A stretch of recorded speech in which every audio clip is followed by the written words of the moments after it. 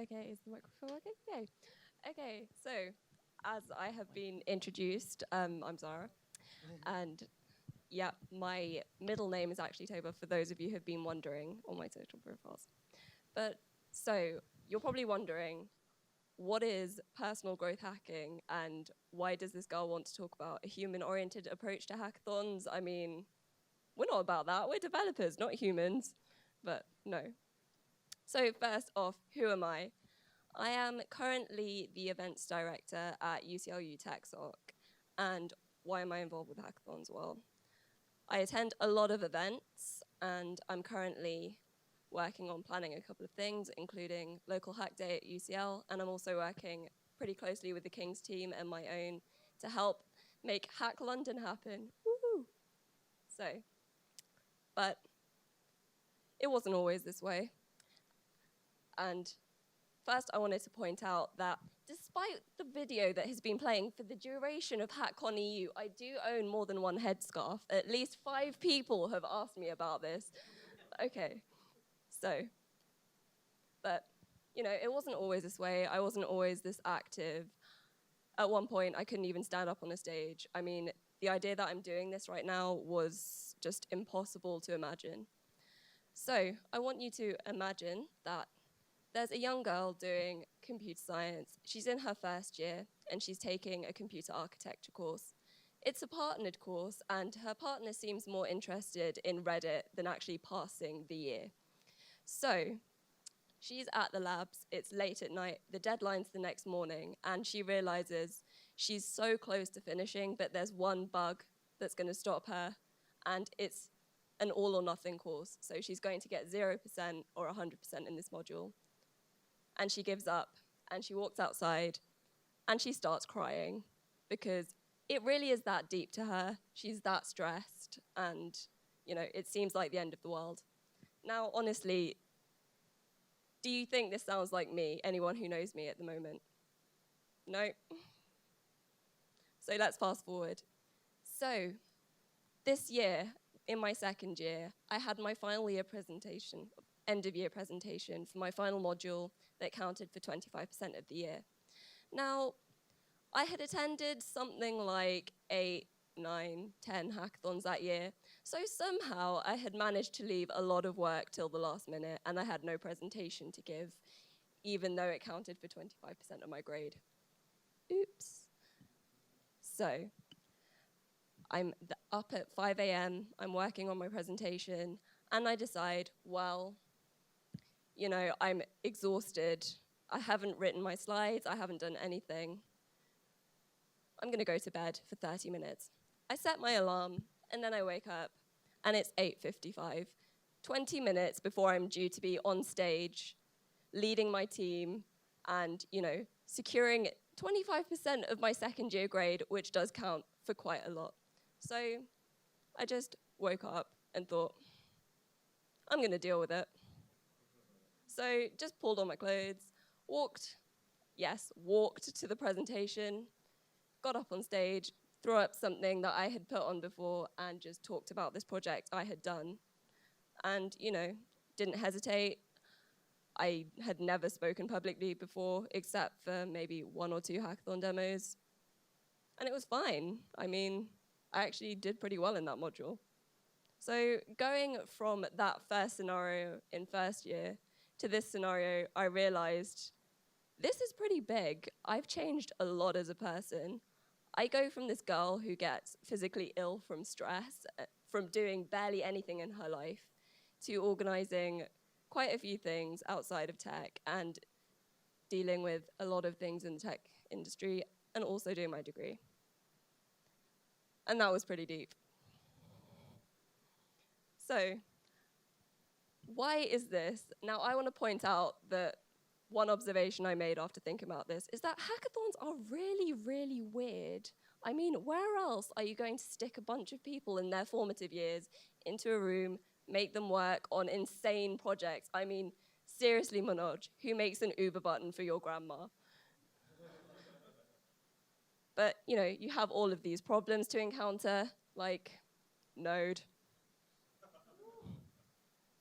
Problem after problem after problem after problem after problem after problem.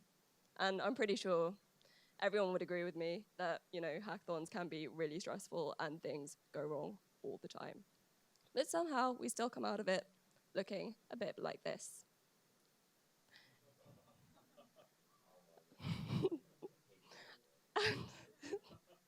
And why is that? Well, is it the 20-inch pizzas?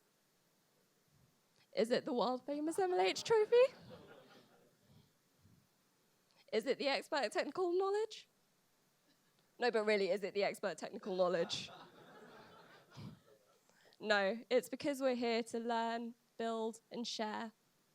But the thing is, what I also realized throughout this journey of God knows how many hackathons and a lot of personal change is that a lot of people didn't feel the same way, and a lot of people didn't gain the same things that I did from hackathons.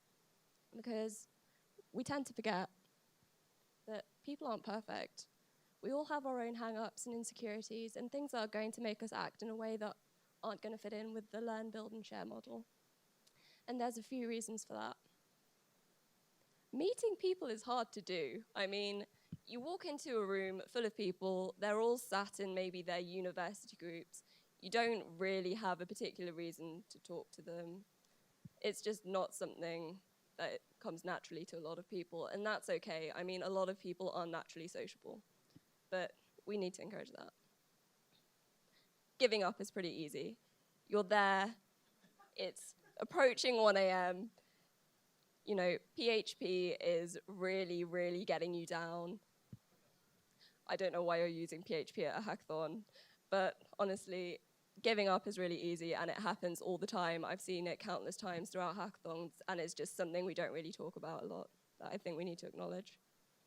And then you have the people who come into it thinking, hey, my LinkedIn looks pretty empty. I need to annihilate the competition and add it to my CV. And I have to point out that this is only used for illustrative purposes. Sammy's lovely. I couldn't find a single picture of anyone at an MLHEU hackathon who was like this, so never mind. So I don't have a cure-all solution for any of these problems, unfortunately, but I'm going to point out a few things that I've noticed at hackathons across the season that really made an impact on me and that I saw made an impact on other people. So, structure ways for attendees to meet. Now, there's a lot of activities at MLH hackathons that I've noticed have been really effective. Now, this one's a bit controversial, but I really like icebreaker bingo. I mean, it forces you to get up. Yay! It forces you to get up and talk to people and ask them their name. I mean, it's really easy to go and maybe talk to about 10% of the people there. But honestly, this will get you talking to at least 50%, if not more. And even that first initial conversation saying, hello, what's your name? That's going to get you maybe forming a team with them later and forming a really good friendship. Show off that everyone knows something. Now, especially with beginners, a lot of people feel insecure. They think, what the hell do I have to contribute? I don't know anything. Oh my God, these people are so amazing, help me. But something I've noticed, well, at landing particularly, was these badges. I haven't just picked this picture for any random reason. It is these badges here. So they gave out badges that said, I know, and then insert language name here. So maybe Swift or iOS or PHP, or you could fill in your own. Yeah, PHP, Nick, PHP. Some people do. But honestly, these were really helpful. I saw beginners come into hackathons and think, hey, I do actually know things. I know a bit of Java. Maybe this person does too. We can work on an Android hack together. And that's something that really worked. And another thing you've got to be prepared for is the midnight pivot. Now, there's always that one person, it's normally me, I do apologize for this, guys, that is going to decide at, somewhere between 1 and 6 a.m. Shit, I don't have an idea. Help me. This is terrible. I need to pick a new project. And that is a really critical time because it's really easy to just go, nah, I can't deal with this anymore. I'm gonna go home. My bed is maybe like half an hour away if you live in London. And if you live in Edinburgh, you're screwed. I'm so sorry, guys. But, you know, and something you can do to help them through that is just have volunteers around. And this is why the sleep schedule is really important, because having a volunteer there to talk you through it will really help you through. And that's what Bill and Saif did for me during launch. And honestly, I wouldn't have stayed if it wasn't for that. And I don't think I would be here if they hadn't done that. So that is really important. And another thing you can do is ring fence demo rehearsal time. Now, I know Josh doesn't need much time to rehearse this presentation in particular, which was a favorite at HackLondon. But honestly, the demo rehearsal time is really important. Yeah, that took you a while, didn't it? But demo rehearsal time is really important because it makes people realize, especially if they've not given a hack presentation before, that public speaking isn't so scary. You're just talking about a project you've been living and breathing for the last 24 hours. And you know, it's casual. Things go wrong, it's fine. And it gives you a chance to realize, hey, I do know what I'm talking about, and these are the problems I might encounter, and gives them time to fix them too. And my last point, consider prizes carefully. No, honestly, I know people have reiterated this over and over the weekend, but I'm going to tell you, picking the wrong prizes does create a toxic environment, and it can negatively affect your attendees. So, for example, I am not going to name any names, but I've had a couple of hackathon experiences with one guy who has walked out routinely at 12 a.m. when the pizza comes out because he realizes I'm not going to win the big shiny prize that is being offered. And honestly, that's not what it's about, and it really can ruin a hackathon experience for the rest of the team, and it's just something you don't want. Whereas Lego is awesome, and thank you, Braintree, for Greg, the Lego AT-AT that currently sits in my room. Seriously. Help your attendees feel like rock stars. Sorry, Sammy.